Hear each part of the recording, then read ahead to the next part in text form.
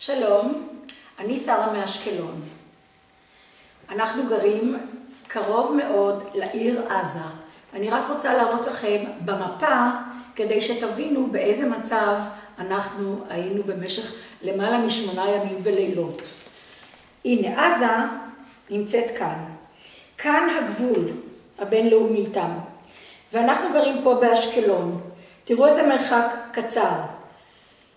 אם אני רוצה לנסוע לאשדוד, אני חשופה בכביש הזה לכל מיני יריות של טילים שהם ירו עד לאשדוד והגיעו אפילו קרוב לראשון לציון, גם לתל אביב הם הגיעו. אז אנחנו כל כך קרובים לעזה, והיינו חשופים לכל הטילים האלה שהם ירו עלינו. אני רוצה לספר לכם קצת על מה שעבר עלינו בימים האלה. זה התחיל ביום רביעי אחר הצהריים, שהם ירו עלינו בצורה חסרת אחריות. אבל זה לא התחיל רק אז. כבר שנים אנחנו סובלים מהירי שלהם. אבל אז הירי היה דליל, ולא היה נורא מסוכן, וגם לא נורא מפחיד. אבל מה שקרה במשך 8 ימים האלה, הם ירו טילים בלי סוף, אלפי טילים, למרחקים מכיוון הגדר שלהם, מכיוון הגבול עד הצפון, אלפי טילים, וריתקו אותנו, כל התושבים באזור, לבתים. לא יכולנו לצאת מהבית. במשך 8 ימים אנחנו היינו, אני ובעלי ועוד מיליוני אנשים שגרים באזור, מרותקים לבית, מכיוון שזמן ההתראה בין האזעקה לבין ההליכה למקלט או לממ"ד או לאיזה מקום מוגן מפני הטילים, היה קצר, עניין של שניות או חצאי דקות, או ממש דקה, שזה 1.5 דקות, שזה המקסימום. אנחנו היינו 8 ימים מרותקים לבית, לא יצאנו מהבית. היינו רק הולכים כמה צעדים ופוחדים לשמוע אזעקה, שמא לא נספיק להגיע למקלט. אלה לא היו חיים. אנחנו רגילים לצאת, ליהנות, ללכת לשחות בבריכה, ללכת לפעילויות. אנחנו אנשים לא צעירים, כפי שאתם רואים. לבקר את הנכדים, לבקר את המשפחה. אבל בימים האלה אנחנו היינו ממש במצור. היינו מסוגרים. וזה ממש היה נורא ואיום. המזל שלנו שיש לנו אנשים חכמים, והם פיתחו את כיפת ברזל. בוודאי אתם ראיתם את זה, בוודאי ראיתם את זה ושמעתם על זה. בזכות כיפת ברזל, הפגיעות בגוף אדם היו ממש קטנות. וזה המזל שלנו. כי אם אנחנו נעשה חשבון כמה טילים נפלו כל יום באשקלון, אני מדברת רק על אשקלון. אם זה היה בסביבות 40, 50, 60 טילים כאלה, לולי כיפת ברזל, הם היו אמורים ליפול כל יום על 40 בתים. ובתוך הבתים האלה גרים אנשים, גרים ילדים, יש תינוקות.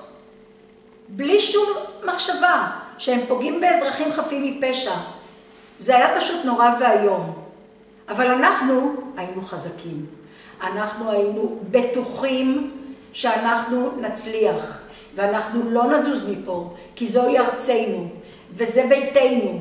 ושום דבר לא יזיז אותנו מפה. אני ילידת הארץ, נולדתי לפני מלחמת השחרור, ואני חוויתי מספיק מלחמות, ממלחמת השחרור עד מבצע סיני ב-56, ועד מלחמת 6 הימים ב-67, ומלחמת יום הכיפורים ב-73, ומלחמת לבנון הראשונה והשנייה, ועופרת יצוקה שהייתה לפני 4.5 שנים, או 5 שנים פחות או יותר.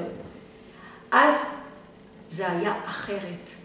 אז המלחמה הייתה רחוקה מאיתנו, היא לא הייתה קרובה אלינו לבתים. זה הצבא שנלחם, והשם שמר אותנו ושמר אותם, אבל היו כמובן כאלה שנהרגו. אבל היום המלחמה הזאת הייתה מלחמה על הבית שלנו, על החיים שלנו, על חיי הילדים שלנו. אפילו יש לנו כלב קטן, קוראים לו דובי לבא חמוד. הוא שמע את האזעקות, אני עוד מעט אראה לכם אותו, הוא שמע את האזעקות, ברגע שהוא שמע את האזעקה, הוא היה מתורגל, רץ איתנו וירד לממ"ד, למקלט הקטן שיש לנו, ופשוט הוא היה מתורגל, והוא גם כן היה מפוחד, הוא היה רועד, ממש רועד, עם כלב כזה קטן רועד. מה זה עשה לתינוקות? מה זה עשה לילדים קטנים? שלא הלכו לבית הספר, שלא הלכו לגן, ההורים שלהם היו צריכים כל הזמן להיות איתם, ההורים לא הלכו לעבודה. אלה היו חיים קשים מאוד, לא נעימים, אבל אנחנו ידענו שאנחנו צודקים, ואנחנו היינו חזקים, ואנחנו ידענו שיהיה לדבר הזה סוף. אמנם היום אנחנו בהפוגה, אמנם יש הפסקת אש, אבל יש לנו עסק. אני לא יודעת מה לקרוא לאנשים האלה, אבל הם לא בני אדם. אי אפשר לסמוך עליהם. הם יכולים לראות איך שבא להם, על מתי שבא להם. כל אחד ייקח לו איזה טיל ויראה עלינו. זה לא יכול להיות כך, זה לא יכול להימשך. העולם צריך להבין עם מי יש לנו עסק פה. יש לנו עסק עם אנשים אנושיים. המילה אדם לא מתאימה להם בכלל, כי לא אכפת להם מאנשים, לא אכפת להם מחפים מפשע, לא אכפת להם מילדים, לא משלהם ולא משלנו. להם לא אכפת למות, לא אכפת להם גם להרוג. זה החיים שלהם.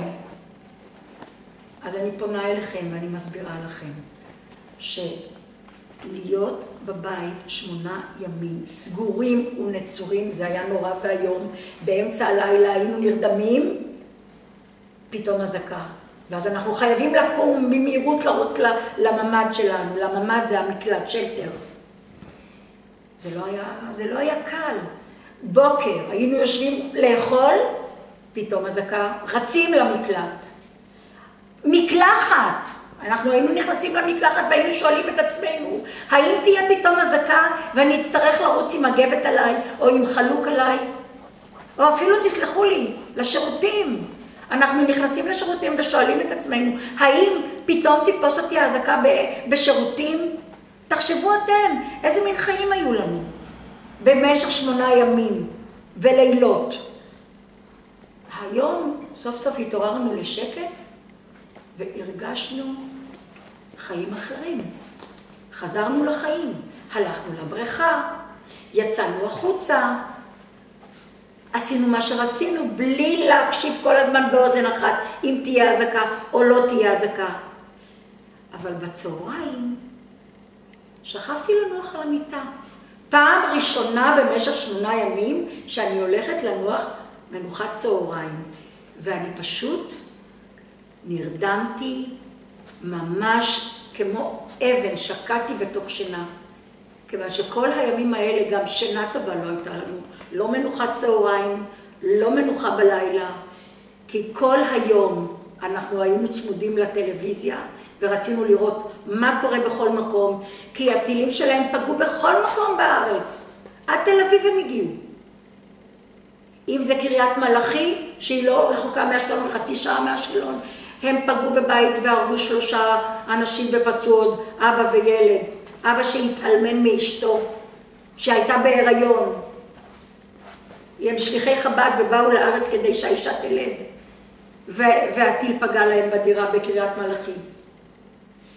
אם זה באשקלון בכל מיני בתים, מכוניות שנפגעו, בתי ספר שטילים פגעו בהם. תארו לעצמכם שהילדים היו בכיתה ולא היו בבתים. אז לא היינו מדברים על מספר קטן של הרוגים. היינו מדברים על עשרות הרוגים, וזה גם כשיש לנו כיפת ברזל. אז תארו לעצמכם, אם לא הייתה כיפת ברזל, אם הילדים לא היו בבתים, אם האנשים לא היו ממושמעים, מה היה קורה? אולי גם אני לא הייתי מדברת איתכם. מי יודע? אנחנו מקווים שיהיה לנו קל בעתיד. אנחנו מקווים שהצד השני יבין שכדאי לו לבחור בדרך השלום. שיחיו בשקט בבתיהם, שיפתחו את עזה, שידאגו לתושבים שלהם, שידאגו לילדים שלהם. אנחנו לא באים להרוג, אנחנו פשוט רוצים לחיות. אנחנו פשוט רוצים לנהל את החיים שלנו בצורה שגרתית, כמוכם בארצות הברית או בכל מדינה באירופה. שהילדים הולכים לבית הספר בשקט, חוזרים הביתה בשקט, יוצאים לשחק בחצר, בגן השעשועים, הולכים לחוגים. ואנחנו גם כולנו הולכים לקניות. חיים, פשוט חיים, חיים נורמליים. מה אנחנו בסך הכל מבקשים? לחיות במדינה שלנו בחיים שקטים, שלווים, ושגם הם יחיו במקום שלהם בחיים שקטים ושלווים, שיבנו את המקום שלהם ויתנו לנו לחיות בשקט. כל זה אנחנו מבקשים. לא יותר מזה, אנחנו לא רוצים לכבוש, לא רוצים לשלוט, רוצים לחיות בשקט. תודה רבה.